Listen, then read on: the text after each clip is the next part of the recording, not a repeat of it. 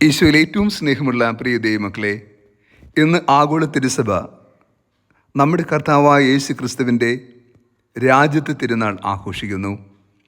ഈ വിശുദ്ധ ദിനത്തിൻ്റെ എല്ലാ നന്മകളും പ്രാർത്ഥനകളും സ്നേഹപൂർവ്വം നേരുന്നു. ആണ്ടുവട്ടത്തിൻ്റെ അവസാന ഞായറാഴ്ചയാണെന്ന്. ക്രിസ്തുവിൻ്റെ ജീവിത ചരിത്രത്തെ വ്യാഖ്യാനിക്കുമ്പോൾ ക്രിസ്തു രാജ്യത്തെ തിരുനാളോടുകൂടി ഒരു ആരാധന വർഷം അവസാനിക്കുകയും ക്രിസ്തുവിൻ്റെ ജനനത്തെ പ്രത്യാശയോടുകൂടി കാണുന്ന ആഗമന കാലഘട്ടത്തിനായി നാം ഒരുങ്ങുകയും ചെയ്യുന്നു. ക്രിസ്തുവിനെ യഥാർത്ഥത്തിൽ രക്ഷകനും നാഥനും രാജാവുമായി ഏറ്റുപറയുവാനുള്ള ദൈവമക്കളായ നമ്മുടെ ദൗത്യത്തെ ഓർമ്മപ്പെടുത്തുവാൻ തിരുസഭ നൽകുന്ന വിശുദ്ധ ദിനം കൂടിയാണെന്ന്. ഇസ്രായേലിൽ അനേക രാജാക്കന്മാർ ഉണ്ടായതായി ചരിത്രം കാണിക്കുന്നു. ഇസ്രായേൽ ചരിത്രത്തിൽ ഏറ്റവും ശ്രേഷ്ഠനായ രാജാവ് ദാവീദ് മഹാരാജാവായിരുന്നു. ദൈവത്തിൻ്റെ അഭിലിഷ്ടം നിറവേറ്റിയ ദൈവമനസ്സിനൊത്ത് ജീവിച്ച രാജാവായിട്ടാണ് പഴയ നിയമ പുസ്തകത്തിൽ ദാവീദിനെ നാം കാണുന്നത്. ദാവീദിൻ്റെ വംശത്തിലും കുലത്തിലുമാണ് ക്രിസ്തു ജാതനാകുന്നത്. അങ്ങനെ യുഗങ്ങൾക്ക് മുമ്പ് പ്രവാചകന്മാർ വഴി പ്രഘോഷിക്കപ്പെട്ട ലോകരക്ഷകനായ ക്രിസ്തു ദാവീദിൻ്റെ വംശത്തിൽ നിന്ന് ജാതനാവുകയും മനുഷ്യകുല രക്ഷ സാധ്യമാവുകയും ചെയ്തു. ക്രിസ്തുവിൻ്റെ രാജ്യത്വം യഥാർത്ഥത്തിൽ ഭൗതികമോ മാനുഷികമോ ഈ ലോകത്തിൻ്റെ തലത്തിലുള്ളതോ അല്ല. യേശു തന്നെ അത് അസന്നിഗ്ധമായിട്ട് പ്രഖ്യാപിക്കുന്നുണ്ട് പീലാത്തോസിൻ്റെ മുമ്പിൽ. എൻ്റെ രാജ്യം ഐഹികമല്ല. ആയിരുന്നുവെങ്കിൽ എൻ്റെ ഭടന്മാർ എനിക്ക് വേണ്ടി യുദ്ധം ചെയ്യുമായിരുന്നു. ഞാൻ നിൻ്റെ മുമ്പിൽ നിൽക്കേണ്ടി വരികയില്ലായിരുന്നു. എൻ്റെ രാജ്യം ഐഹികമല്ല. ഐഹികമല്ലാത്ത, ഈ ലോകത്തിലല്ലാത്ത നിത്യതയുടെ രാജാവാണ് ക്രിസ്തു. ക്രിസ്തു നമ്മുടെ ഹൃദയങ്ങളുടെ രാജാവാണ്. അവൻ സ്നേഹത്തിൻ്റെ രാജാവാണ്, ക്ഷമയുടെ രാജാവാണ്, കരുണയുടെ രാജാവാണ്, നീതിയുടെയും വിശുദ്ധിയുടെയും രാജാവാണ്, സ്വർഗീയ നന്മകളുടെ രാജാവാണ്. ക്രിസ്തുവിൻ്റെ രാജ്യത്വം ഐഹികമല്ല. വിശുദ്ധ ബൈബിളിൽ ക്രിസ്തുവിനെ രാജാവായി ഏറ്റുപറയുന്ന ഏതാനും വ്യക്തികളെ നമ്മൾ കാണുന്നു.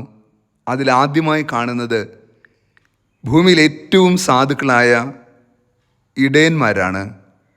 അവർ കാലിത്തൊഴുത്തിൽ യേശുവിൻ്റെ അരികിൽ വന്ന് യേശുവിനെ കുമ്പിട്ട് ആരാധിക്കുകയും അവിടുത്തെ മഹത്വത്തെ അവർ തിരിച്ചറിയുകയും ചെയ്തു.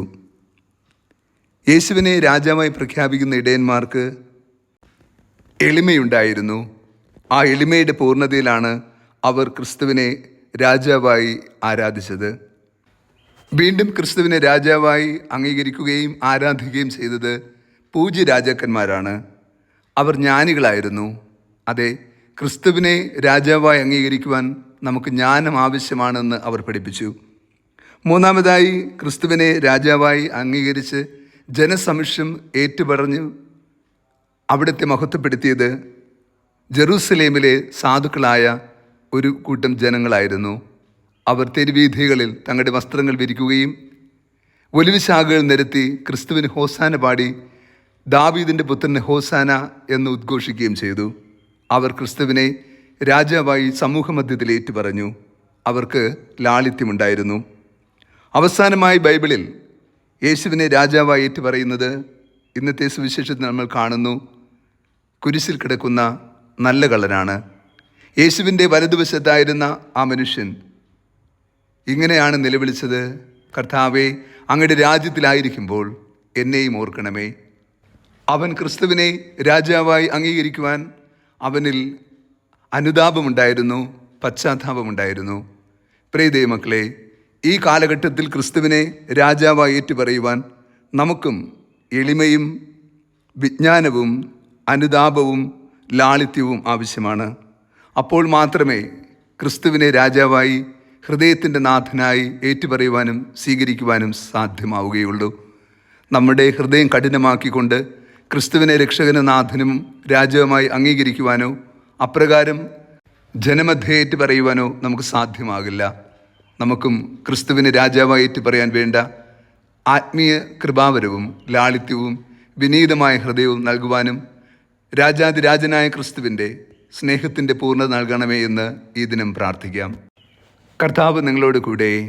സർവശക്തനായ ദൈവം, പിതാവും പുത്രനും പരിശുദ്ധാത്മാവും നമ്മെ സമൃദ്ധമായി അനുഗ്രഹിച്ച് ആശീർവദിക്കുമാറാകട്ടെ. ആമേൻ.